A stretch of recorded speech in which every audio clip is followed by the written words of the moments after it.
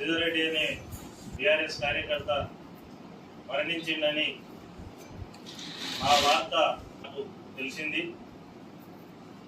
లక్ష్మీపల్లి గ్రామం మా స్వగ్రామం అయినటువంటి శ్రీధర్రెడ్డి హత్యకు గురైందని తెలిసిన వెంటనే మేము కూడా షాక్ గురైనాం. అరే, గత 30-40 ఏళ్ల చరిత్రలో ఎప్పుడు కూడా ఎవరు కూడా మర్డర్ చేసుకున్న పరిస్థితి లేదు. ఈ రకంగా చంపడం ఎంత దారుణమైనది అని ఆయన మరణం పట్ల చాలా బాధ కలుగుతూ ఆయన మరణం పట్ల సంతాపం కూడా తెలియజేయాలని చెప్పి నేను ఇక్కడికి బయలుదేరిన సమయంలో అప్పటికే శ్రీధర్రెడ్డి హత్య అనేది రాజకీయ కోణంలో ఫలానా వ్యక్తుల ప్రమాణంలో జరిగిందని చెప్పి వార్తలు వీళ్ళు గుసగుసలు మాట్లాడుతున్నారు.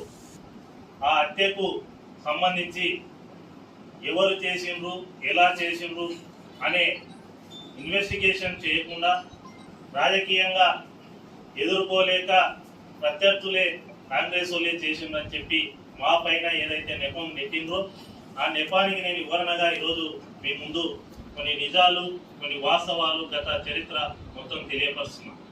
ఎందుకంటే నేను 2001 సంవత్సరం నుండి రాజకీయాల్లో పనిచేస్తున్నా, ప్రత్యక్ష రాజకీయాలు.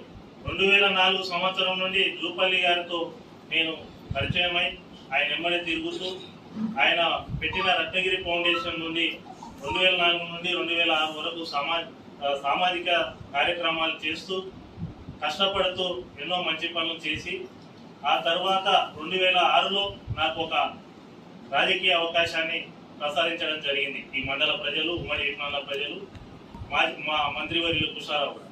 మరి ఆనాటి నుండి ఈ నేటి వరకు నేను ఎలాంటి పదవులు అనుభవించినా, ఎలాంటి రాజకీయ చరిత్ర ఉంది అనేది అందరికీ తెలిసిన విషయమే.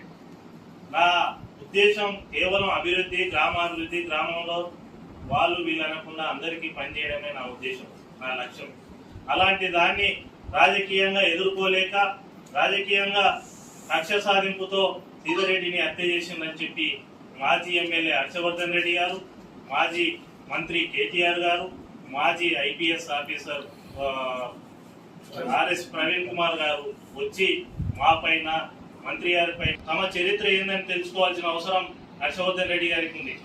గత 5 ఏళ్లలో నీవు ఎమ్మెల్యేగా అయినా కానుండి నీవు ఎన్ని కేసులు పెట్టించినో, మా మీద ఎన్ని ఇబ్బందులు పెట్టించినో, మా కుటుంబ సభ్యుల మీద ఎన్ని కేసులు పెట్టించినో, మా అనుచరుల మీద ఎన్ని కేసులు పెట్టించినో నీవు చరిత్ర తీసుకో. 2018 నుండి 2019 నుండి 2024 వరకు నీవు చేసిన పనులు ఏంటివి, మా గ్రామంలో నీవు చేసిన అక్రమాలు ఏంటివి, నీవు చేసిన అక్రమ కేసులు ఏంటివి అని చెప్పి నీవు ఒకసారి గమనించుకొని ఒకసారి మాట్లాడవలసిందిగా కోరుతున్నా.